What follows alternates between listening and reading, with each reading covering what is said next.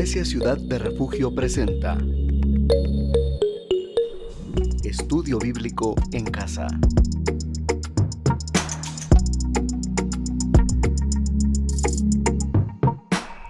El capítulo 11 de Apocalipsis, un capítulo sumamente difícil de interpretar, un capítulo para algunos controversial, pero un capítulo al final maravilloso porque es la palabra del Señor.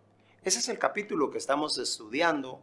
Hoy es nuestra segunda lección en este capítulo 11 de Apocalipsis. Ya hablamos un poquito acerca del templo, cómo Juan recibe una vara para medir, y dijimos de qué templo estamos hablando o qué templo fue el que midió Juan y por qué midió tres puntos específicos: el templo, el altar y a los que adoran en él, dice.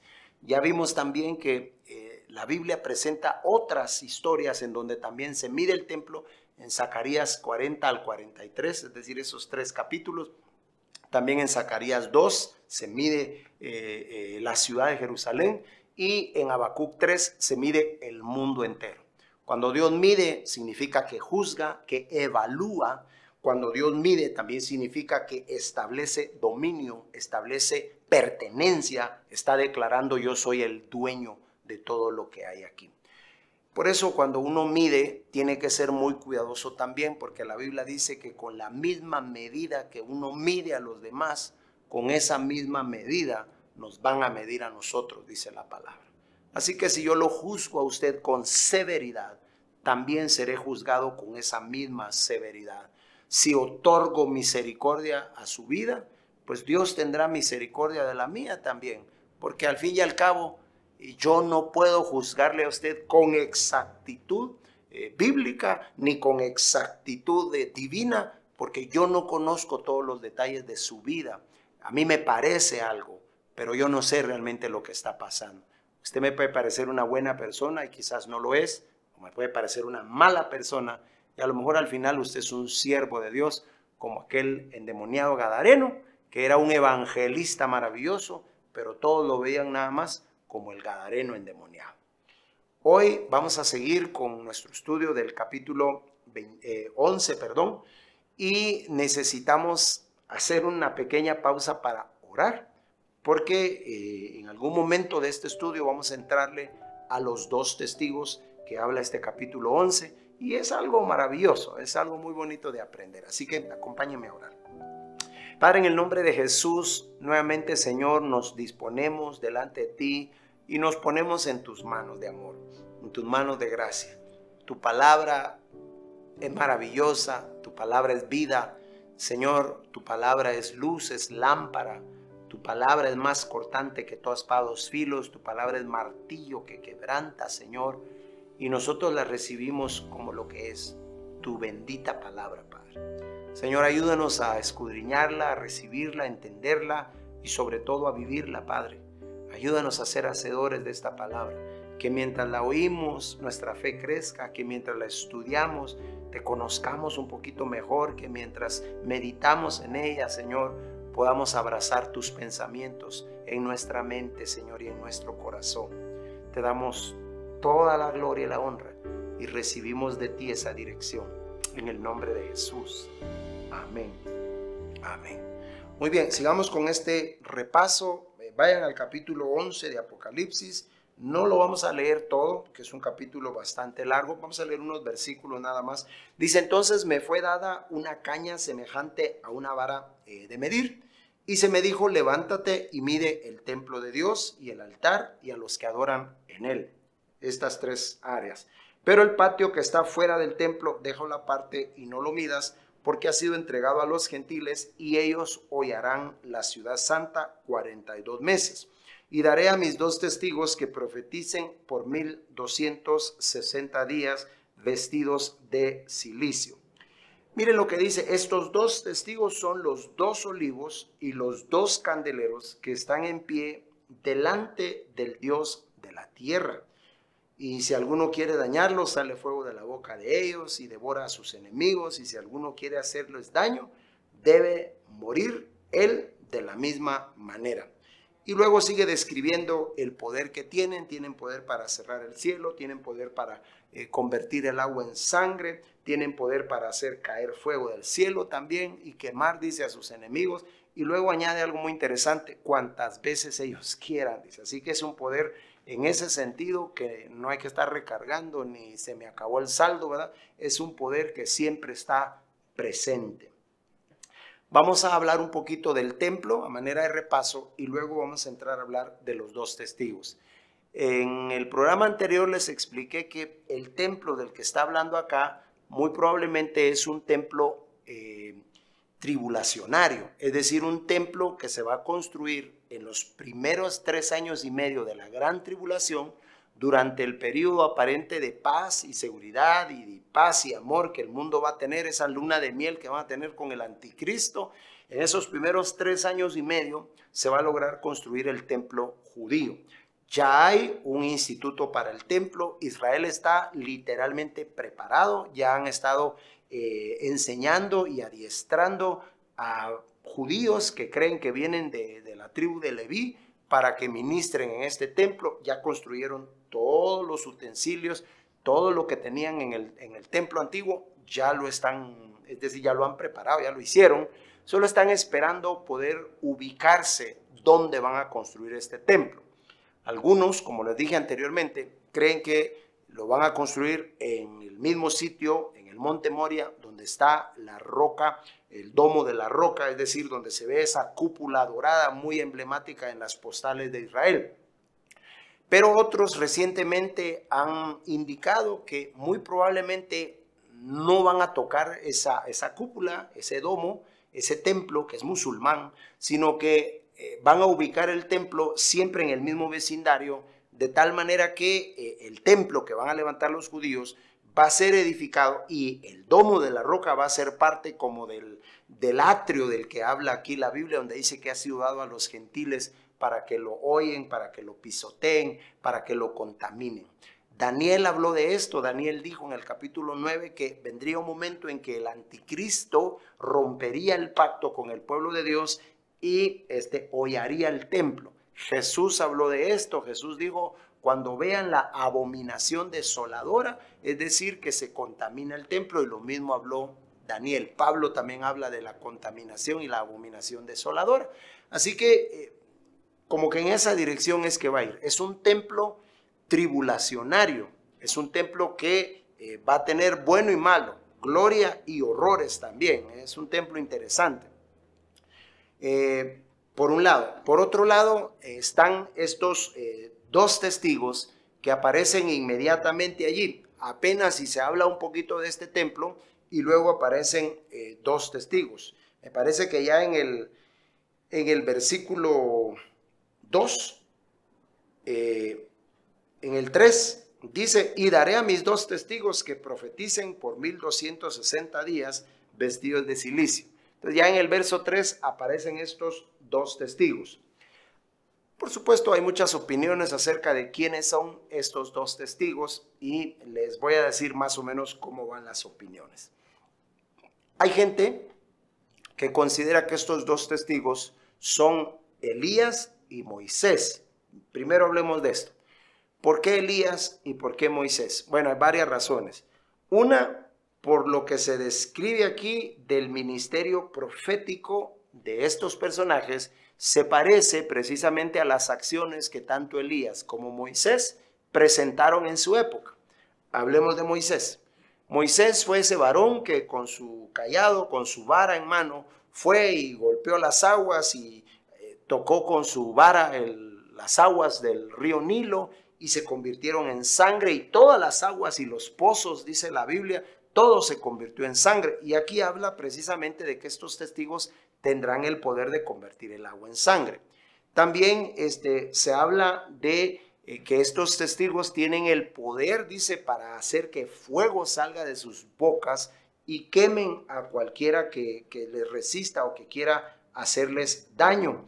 Y también se dice que tienen el poder para abrir o cerrar el cielo, para que dé o no su lluvia. Ya eso nos recuerda inmediatamente al profeta Elías. Entonces pensamos, Elías dijo, si yo soy varón de Dios, que descienda fuego del cielo y los consuma. Petición, oración, acción, que quisieron también imitar los discípulos ya cuando estaban con Jesús. Y le dicen, ¿quieres que pidamos que descienda fuego del cielo? Así como el profeta Elías lo hizo. Es chistoso, ¿va? De verdad es irónico, pero y al mismo tiempo chistoso para mí que los discípulos no tenían fe para otras cosas, pues sí tenían fe para hacer que cayera fuego del cielo. Señor, si quieres ahorita hacemos que caiga fuego del cielo y queme a todos estos. Pero no tenían fe ni siquiera para sanar un enfermo. Así que eso somos nosotros, ¿verdad? Entonces muchos consideran que por esas expresiones muy probablemente estos testigos sean Elías y Moisés. Ahora, hay que sentarse aquí a ver si sí o no. Como dijo por ahí un teólogo muy famoso, puede que sí, puede que no, dijo, ¿verdad? Pero necesitamos sentarnos a ver si realmente encajan dentro de esta descripción. Antes de decirles quiénes considero yo que son, déjenme decirles que no importa quiénes son. Al final no importa quiénes son. Lo más importante es lo que hacen, y allí nos vamos a enfocar también, porque lo que hacen es tremendo y es interesante, pero también refleja lo que Dios quiere que nosotros hagamos. Por lo tanto, quienes sean, está bien, una bonita información. Nadie puede decir 100% seguro, el Señor me lo reveló y así es. Cada quien tiene sus ideas. Quienes sean, está bien. Pero lo que hacen es más importante y cómo Dios los respalda es mucho más importante aún, porque Dios no se deja sin testimonio o sin testigo. Muy importante. ¿Quieren saber entonces ustedes quiénes son estos dos testigos? Muy bien. Entonces, lean la Biblia. No, espérense, ya vamos a regresar. Vamos a hacer una pequeña pausa y después volvemos y hablamos de estos dos testigos.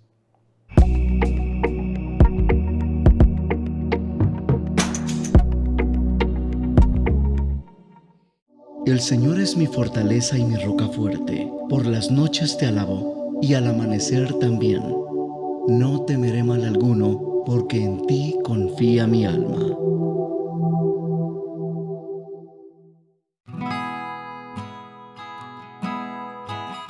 ¿Tienes un minuto para hablar con Dios? Él quiere escucharte, pero también hablarte y ayudarte en toda necesidad. Llama al 4172-8205 y alguien te apoyará en consejo y oración a Dios. Línea de refugio 4172-8205, disponible las 24 horas.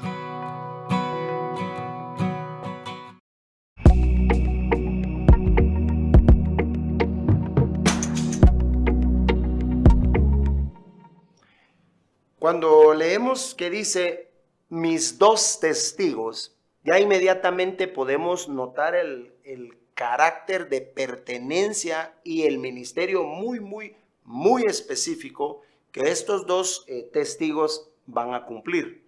Según los estudiosos, la palabra testigo que aparece acá es un tiempo verbal que se refiere siempre al género masculino. Entonces sabemos que son dos hombres. Sabemos que son dos, sabemos que no se van a levantar simplemente porque quieran levantarse. Quiero también hacer una pausa aquí. Ustedes no se imaginan la cantidad de gente que se ha levantado y se ha autoproclamado como uno de los dos testigos. Una cantidad increíble de gente, más que de los 144,000, creo yo, se han autoproclamado los dos testigos. Pero es una locura y es un error, porque no se trata nada más de que yo siento en mi corazón que yo soy uno de los dos testigos. Nada que ver. Ninguno de nosotros aquí presentes califica para ser uno de esos dos testigos. Y además, estos dos testigos obviamente no se van a manifestar en nuestro tiempo, se van a manifestar durante la segunda mitad de la gran tribulación. Ahora, si usted quiere aplicar a la vacante, al puesto, como uno de los dos testigos, dele, ¿verdad? Pase adelante, yo paso, yo si no quiero. Pase adelante, aplique y quédese a la gran tribulación y métase ahí, ¿verdad? A la segunda parte de la gran tribulación también, ¿verdad? Pero de lo contrario, Nada que ver, ninguno de nosotros califica para eso, así que si escucha algún loco diciendo, yo soy uno de los 2 testigos, usted ya sabe que esa persona de plano, saber qué comió, saber qué fumó. Muy bien. Pero vean el carácter del ministerio de estos 2 testigos. Primero es un carácter profético, porque dice, daré a mis 2 testigos que profeticen. Entonces quiere decir que ellos predican, pero también ellos tienen un ministerio profético, es decir, que Dios los tiene reservados también para un lugar, tiempo y hora específico. Y por otro lado, ellos van a dar testimonio del cumplimiento de la profecía, es decir, de la palabra del Señor, como todo lo que se ha vivido encaja perfectamente con lo que la Biblia ya había descrito, por un lado. Por otro lado, dice que están vestidos de cilicio. El cilicio en la Biblia era una señal de arrepentimiento. Ustedes recordarán que cuando algún rey, algún líder había cometido pecado y Dios le mandaba a decir, si no te arrepientes, te voy a borrar del mapa. Una de las acciones que ellos hacían externas para demostrar arrepentimiento es que se quitaban la ropa y se vestían de cilicio, dice la Biblia. Eso significa, sabemos que el cilicio era un material áspero, como el brin más o menos, ¿verdad? Como los sacos esos de brin, como el costal, era incómoda, era áspera, pero era su manera de decir, estoy arrepentido de la vida que he vivido. Entonces, estos 2 testigos vienen vestidos de cilicio, lo cual nos indica también la naturaleza de su ministerio. Es un ministerio que proclama el arrepentimiento. Se parecen en cierto modo a Juan. Juan aparece en el desierto vestido con una piel de camello. No es muy cómodo lo que Juan anda. Y también su estilo de vida no es muy cómodo. Es un nómada. Juan está en el desierto. Juan está comiendo langostas, es decir, los famosos grillos, ¿verdad? Está comiendo estas cosas y miel silvestre, dice la palabra. Su estilo no era muy cómodo. Y algo así parecen estos testigos también. No vienen con lujos, no vienen en limusina, no vienen en un jet privado. Estos aparecen en el escenario como gente muy rústica. Me he puesto a pensar cómo va a ser la vida moderna en la época de la gran tribulación, es decir, qué tantos avances en vestuario, en tecnología, si lo que ya estamos viviendo nos parece tan avanzado, ¿cómo va a ser en esos días? Seguramente va a ser algo mucho más avanzado. Y solo quiero que consideren lo siguiente, ¿cómo es de precisa la palabra del Señor? Porque cuando se profetiza esto de Apocalipsis, capítulo 11, y Juan lo observa, Juan dice algo interesante. Juan dice que todo el mundo va a ver a estos 2 testigos cuando los mate el anticristo, va a ver sus cadáveres, dice, en la plaza de Jerusalén. Qué interesante, porque cuando Juan profetiza eso, no había manera posible de imaginarse en lo natural, televisión satelital, Facebook Live, no había manera de imaginarse que realmente todo el mundo literalmente puede estar viendo el mismo evento al mismo momento. Eso ya es una realidad en nuestros tiempos. Así que eso nos debe llamar la atención a nosotros, porque ya Juan estaba diciendo cómo iba a estar de avanzada la tecnología y la ciencia. Estos 2 testigos entonces están vestidos de cilicio, hablan de arrepentimiento, y también estos 2 testigos nos dice que tienen un ministerio efectivo, porque es algo dado directamente por el Padre Celestial. Hay que considerar esto. Dice el Señor, son los 2 olivos y los 2 candeleros que están en el altar y en la presencia del Señor. Estos testigos tienen un poder único entonces, y es un poder continuo. Mire pues, en los olivos, como en el caso del libro de Zacarías, se muestra que es el aceite que se echaba, precisamente el aceite de olivo, en las lámparas. Al unir estas 2 imágenes, al pensar en el olivo y pensar en las lámparas, estamos armando una pieza importante que refleja precisamente la unción continua del poder del Espíritu Santo sobre ellos. Entonces estos dos testigos van a tener un poder grande del Espíritu Santo. El mismo Espíritu que levantó a Jesús de los muertos.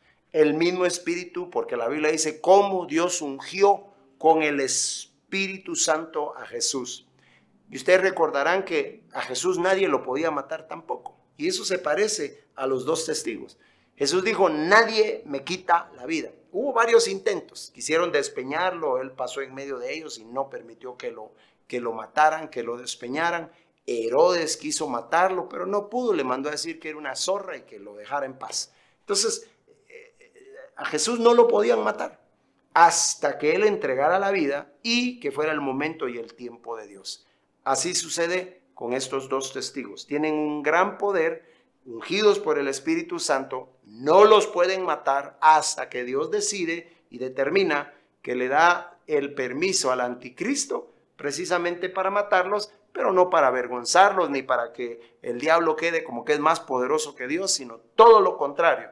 Dios está a punto de demostrar que Él tiene el control sobre la muerte misma y que Él puede levantar de los muertos no solo a su Hijo Jesús, sino a todos aquellos que son sus instrumentos para el cumplimiento de su voluntad.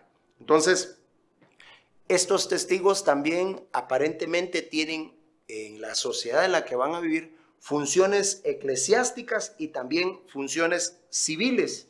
Y aparentemente la labor de estos dos testigos es asegurarse que el templo funcione. Mi opinión es que estos dos testigos van a ser de Israel, van a ser judíos, es mi opinión.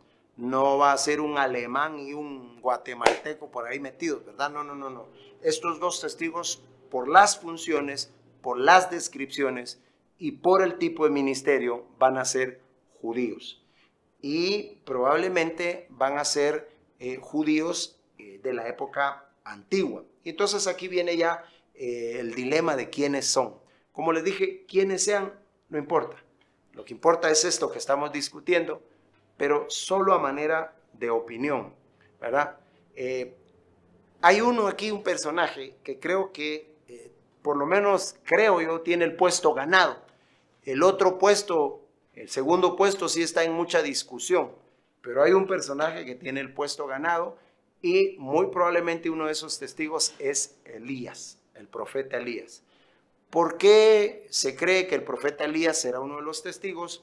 Bueno, por un lado, por el tipo de ministerio y por el otro, porque se supone que Elías no murió y Elías fue arrebatado en un torbellino, en un carro de fuego, y Elías nunca murió.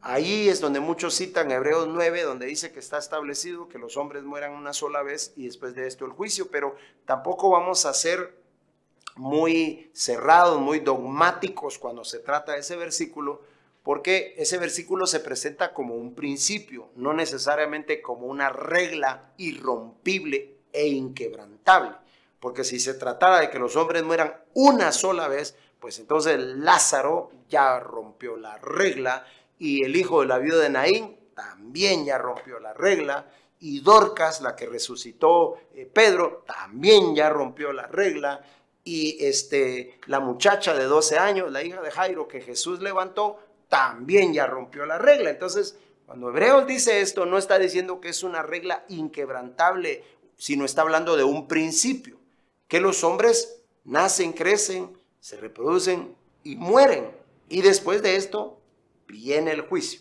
Entonces tampoco nos vamos a poner muy dogmáticos que como Elías nunca murió y está escrito que tienen que morir una sola vez, entonces no, porque los demás ya vimos que también murieron 2 veces, ¿verdad? Entonces no se trata de eso, no se trata de eso. Pero creo que sí, Elías es uno de estos testigos por la naturaleza del testimonio. Les voy a decir por qué. Siempre que Dios ha querido representar su ley, es decir, y sus profetas, ha utilizado personajes específicos. Uno de ellos es Elías, y a Elías lo utilizan para representar al conglomerado, a la asociación y al sindicato de profetas. Es decir, Elías representa lo profético, representa la profecía de Dios cumpliéndose. Por eso es que creo que Elías es uno de estos profetas, de estos testigos, por la naturaleza profética del ministerio. Por otro lado, creemos que es Elías porque habla de fuego, habla de que sale fuego de su boca y habla de que pueden cerrar el cielo para que llueva o no llueva. Elías es el único que ha podido hacer eso en la historia de la palabra de Dios, en la historia de la Biblia.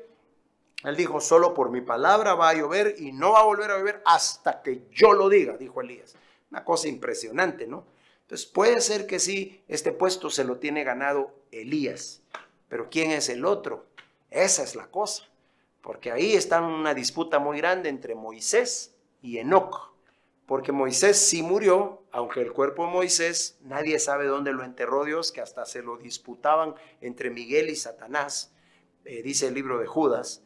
Pero en el caso de Enoc no murió y caminó con Dios. Como no tenemos mucho tiempo y el tiempo nos ha avanzado, mi opinión personal es que es Moisés.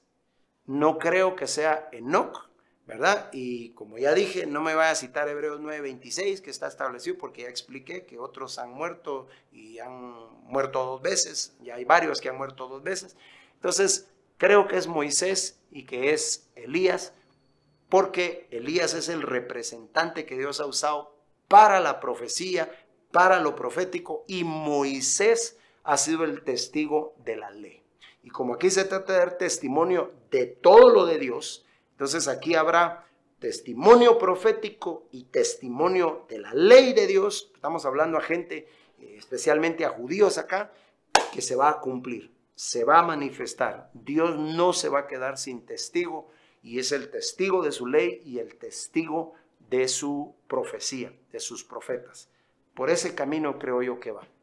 100% seguro, no, pero es mi opinión, y como yo tengo el micrófono, pues ahí les dejo mi opinión, ¿verdad? Como dije, no importa quiénes sean, lo importante es esa descripción de sus funciones y cómo Dios los respalda y por qué ellos tienen esos poderes. Nos vamos a ver aquí en el próximo programa, aquí los espero, por favor no se lo pierdan, y por favor, hermanos, pásenle a sus amigos estos programas, envíenles el link, invítelos a verlos con usted. Que el Señor le bendiga. Iglesia Ciudad de Refugio presentó Estudio Bíblico en Casa. Le esperamos en una próxima oportunidad.